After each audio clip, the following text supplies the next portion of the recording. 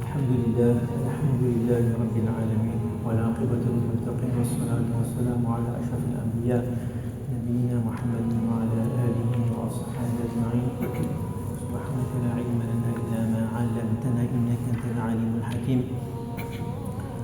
رب اشرح لي صدري ويسر لي أمري واحلل عقدة من لساني يفقه قولي. ما بعد. Chers frères, assalamu alaikum wa rahmatullahi wa barakatuh. Remerciement encore une fois Allah subhanahu wa ta'ala, le très clément, Ar-Rahman, Ar-Rahim, le tout miséricordieux, maître du monde et de l'univers. Remercions Allah subhanahu wa ta'ala qui nous a accordé l'iman, la foi. Remercions Allah subhanahu wa ta'ala qui nous a permis d'entrer dans ce mois de Ramadan et à la même occasion ce jour, le Jum'ah, jour très important pour les musulmans, pour nous-mêmes. On est venu tôt à la masjid et pendant une quinzaine de minutes on va parler du din d'Allah subhanahu wa ta'ala, on va parler du mois de Ramadan. Nous sommes déjà au 9e jour du mois de Ramadan, bientôt la première décade. Cela passe très vite et cela va aller très vite aussi. Donc Allah subhanahu wa ta'ala il accepte nos bonnes actions, qu'Allah subhanahu wa ta'ala nous pardonne pour nos erreurs et nous fasse atteindre la fin du mois de Ramadan en sécurité. Alors faisons un petit bilan, chacun fait un bilan, qu'est-ce qu'on a fait jusqu'à maintenant? Avons-nous vraiment profité de ces jours-là? Alors il est important de se ressaisir dès maintenant, car souvent c'est un moment de relâchement. La salat avec Jama'a 10 minutes, les safs pendant le tarawih 10 minutes, les lectures du Coran 10 minutes. Donc après l'euphorie du départ, on s'essouffle. Surtout si on n'est pas entraîné. On a 30 nuits et 30 jours, un marathon à faire, une course qui est longue. Et si on n'est pas entraîné, alors on risque d'avoir des crampes, on risque de ne pas apprécier et on risque même d'abandonner. Donc très important la préparation. De même, si on n'est pas entraîné à faire de bonnes actions avant le mois de Ramadan, on est forcément un peu fatigué. C'est pour cela qu'Allah subhanahu wa ta'ala il nous fait des rappels durant le mois de Rajab, durant le mois de Sha'ban et ainsi tous les jours. Mais tout n'est pas perdu, donc il est important de reprendre force et courage.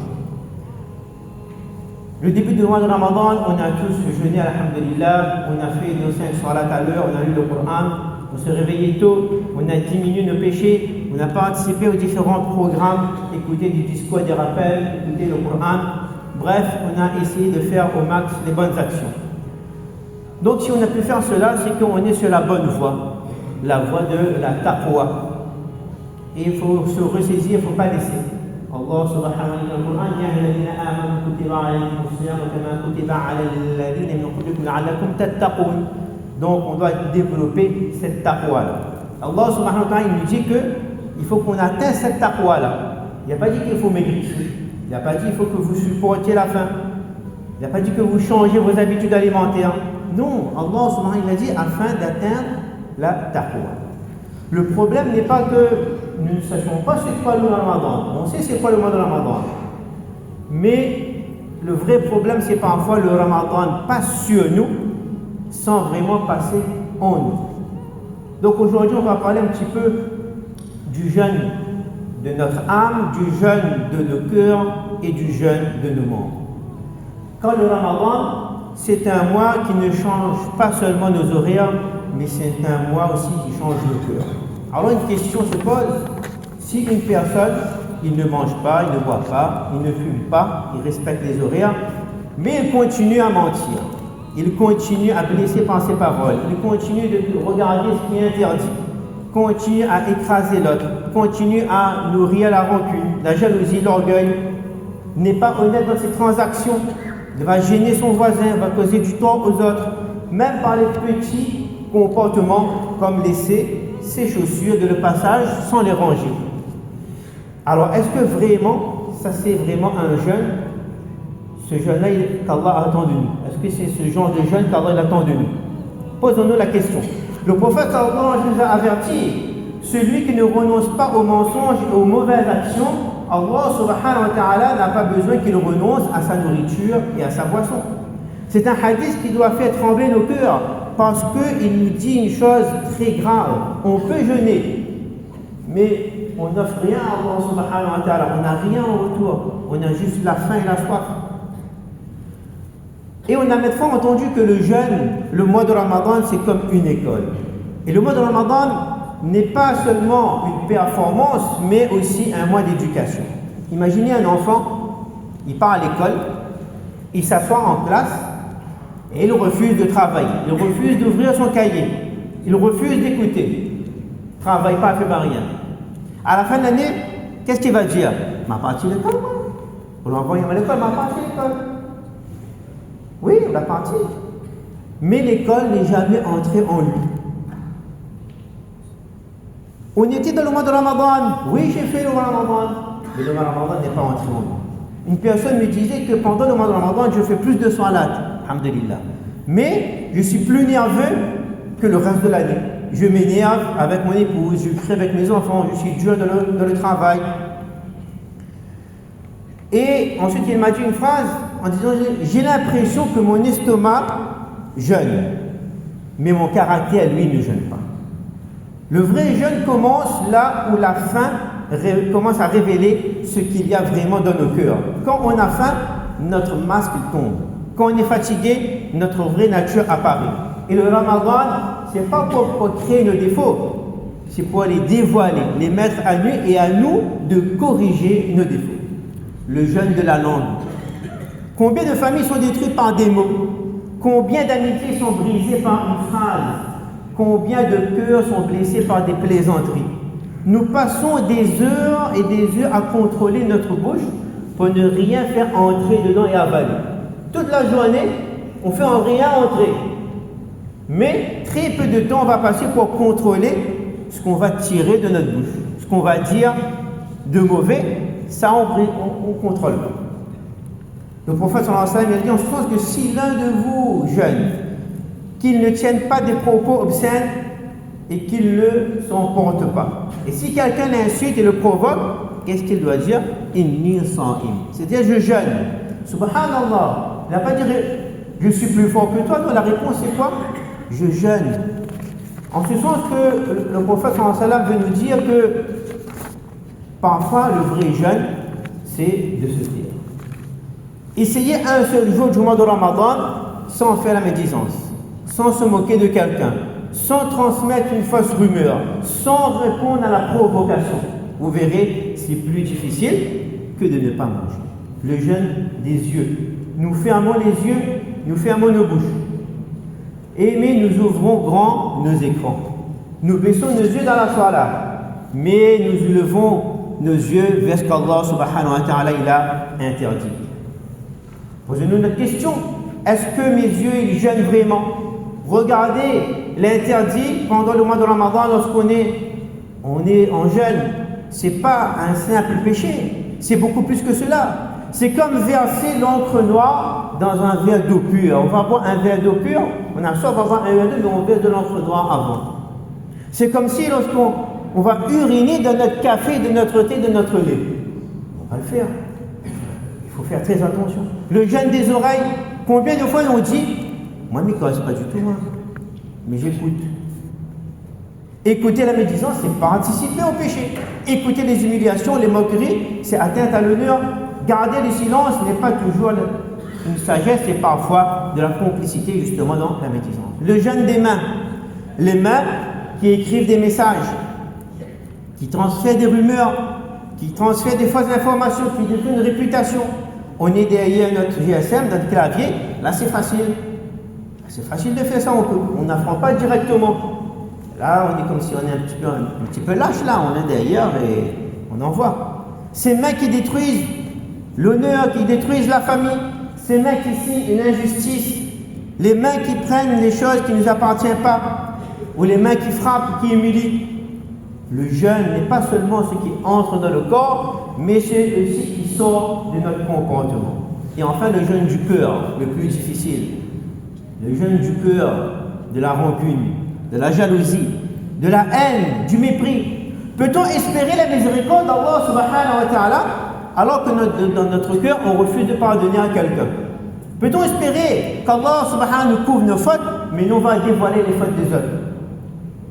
Imaginez un instant, on a blessé quelqu'un profondément, d'un mot, d'un regard, d'une humiliation, et arrivé l'heure de l'iftar, on va demander à Allah subhanahu wa ta'ala de nous pardonner. Mais au fond de nous, on a certaines personnes qui ne veulent pas pardonner.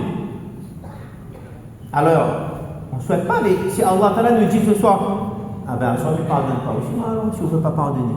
Donc il ne faut pas laisser cette douleur nous, comme un poison, donc nous user.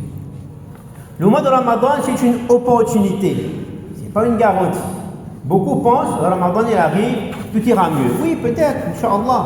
Mais le mois de Ramadan n'est pas une baguette magique. C'est une porte. À nous d'entrer dans cette porte. C'est comme une maison, on entre dans une maison et il fait tout noir. Il fait noir, mais la lumière est disponible. L'électricité est disponible, mais personne n'appuie sur l'interrupteur. On sera dans la maison, mais on ne profitera pas de la maison. On est dans Ramadan, c'est à nous maintenant d'allumer l'interrupteur afin de voir tous les bienfaits qu'il y a pendant le mois de Ramadan et de profiter de tous ces bienfaits, de tous ces soldes. Oui, c'est des soldes pendant le mois de Ramadan. Les soldes, c'est quoi? Avec peu d'argent, vous achetez beaucoup de choses par rapport aux autres jours. Mais pendant le mois de Ramadan, avec peu d'efforts, on a beaucoup de récompenses. Un subhanallah récompense 700 subhanallah. Et un danger qui est très discret, c'est le plus grand danger, c'est pas de rater un jour de jeûne, c'est pas bien, c'est un péché, mais le très grave, c'est on sort du mois de Ramadan exactement comme on y entre. On fait le bilan à la fin. Est-ce qu'au début et à la fin c'est pareil? Si c'est la même chose, on aura tout perdu. Donc le mois de Ramadan est avant tout une immense occasion de revenir sincèrement vers Allah subhanahu wa ta'ala. C'est un mois pour renouer notre iman et notre relation avec notre Rabb, avec notre cœur, avec notre salat. Accomplir les prières quotidiennes à l'heure, on est capable de le faire à l'heure dans la masjid. On a vu, oui, ça rempli. Pourquoi on n'est pas capable de le faire en dehors du mois de Ramadan? On est capable de faire les salats, les sunnat mu'akkada.